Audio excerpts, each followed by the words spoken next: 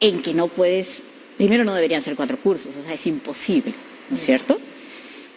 En segundo lugar, que hay que pensar en qué lugar lo ponemos. Porque como decía hace un rato, si tú incluyes un curso, a otro curso le vas a quitar horas. Porque no es que, o como bien señalabas, ¿no? Entonces tenemos que darle un día más de clases a los estudiantes. Eso es lo que hay que pensar. Y esa es una decisión de política pública. La segunda decisión de política pública es la formación de los maestros.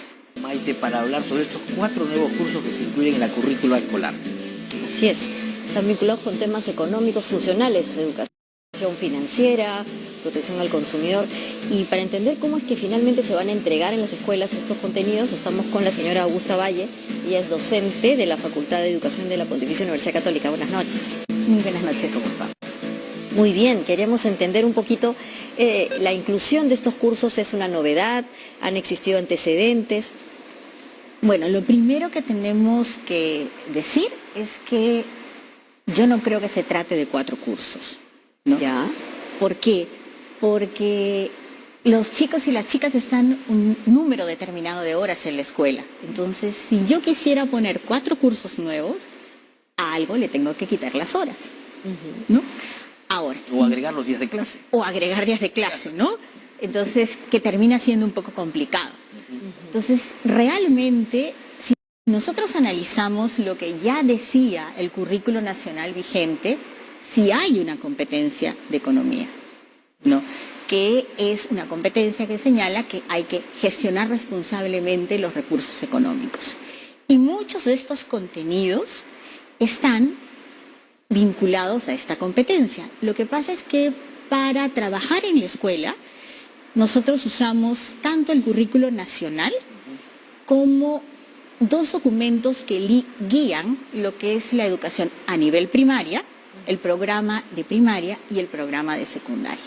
Si nosotros los revisamos con detalle, vamos a encontrar que, por ejemplo, en la escuela se debe enseñar a hacer un presupuesto, se debe promover el ahorro, se trabaja el tema de cultura tributaria, e incluso SUNAT tiene un programa y tiene mucho material en su propia página, incluso tenía un programa de formación docente. Entonces, hay un componente de economía, pero ese componente está junto con historia y geografía dentro del área de ciencias sociales.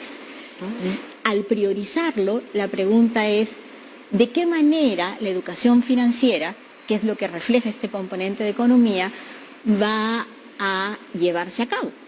Y esa es una decisión de política pública sumamente importante que el Ministerio de Educación va a tener que tomar. Estamos hablando de todo un reacomodo de la malla curricular, entonces.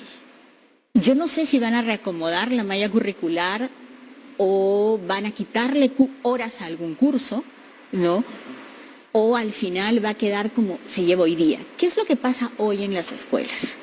Como están historia, geografía y economía dentro del área de ciencias sociales, a muchos docentes el curso que más les gusta es historia, ¿no? Entonces, muchas veces se dictan más momentos o más horas se dedican a la historia, un poco menos a geografía, y quien termina muchas veces siendo el menos representado es economía. Pero eso también tiene que ver con lo que ha sido la formación inicial de muchos docentes. Muchos de los docentes originalmente no se han formado también en economía, porque esto es parte de lo que el currículo establece como las 3 áreas juntas.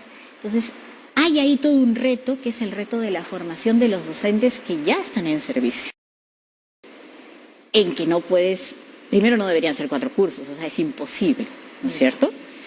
En segundo lugar, que hay que pensar en qué lugar lo ponemos. Porque como decía hace un rato, si tú incluyes un curso, a otro curso le vas a quitar horas. Porque no es que, o como bien señalabas, ¿no? Entonces tenemos que darle un día más de clases a los estudiantes. Eso es lo que hay que pensar. Y esa es una decisión de política pública. La segunda decisión de política pública es la formación de los maestros. Los maestros pueden sentir que, por ejemplo, los temas de trabajar presupuestos, en clases son difíciles. ¿Cómo abordarlos? Bueno, pero ¿habrá que capacitar a los maestros sobre estas materias o incluir a profesionales de otras carreras diferentes a la educación? Yo creo que hay que capacitar a los maestros y ya hay experiencias. Ajá. Cuando este currículo se empieza a ejecutar, antes de la pandemia, la DRELM, la Dirección Regional de Lima Metropolitana, hizo capacitaciones. Ahora también hay que ver otra cosa, ¿no? ¿Qué cosa se quiere con esta educación económica? Porque hay experiencias también inclinadas hacia lo que es el emprendedurismo. O sea, hay muchas maneras de entender la educación económica, no hay una sola. Entonces, por ejemplo, hay programas que llevan esta idea de hacer una empresa desde la escuela, algunos con mucho éxito. Entonces, ¿qué queremos? Esa es la pregunta central. No. Importante, además esto, en la medida en que hay contenidos, lo que habría que hacer es organizar la mejor entrega de estos contenidos, ¿no? Y que los maestros también tengan algún tipo de soporte, porque es interesante lo que ha mencionado. Si todos están juntos, el maestro va a tender a enseñar lo que le es más cómodo, y lo que no maneja nunca aparecerá. O aquello que le parece más importante, porque el maestro es un profesional que toma decisiones, ¿no? Y el otro lado, el interés de los chicos, de los alumnos en estos cursos. ¿Cuánto puede justamente llamar la atención cuando lo que escucha uno entre los jóvenes es que mientras más cursos le genera más estrés? Bueno, yo sí creo que todo depende cómo se plantee, ¿no? Estoy recordando experiencias de educación financiera que están muy vinculadas con el proyecto de vida de los adolescentes. Y acá en nuestro país, por ejemplo en Cusco. Entonces, trabajan a partir de qué es lo que quiero yo en el futuro. Por ejemplo, quiero poner una agencia de turismo y a partir de eso se trabaja todo lo que es la educación financiera, se aprende a hacer lo que es un presupuesto, se entienden los principales conceptos económicos, se entiende el crédito. Entonces, si se trabaja de la mano con lo que es el proyecto de vida del adolescente, por ejemplo, yo creo que podría generar un mayor interés en los estudiantes. Si se trabaja como definiciones, qué cosa es el PBI, defíneme la oferta y la demanda, eso va a perderse.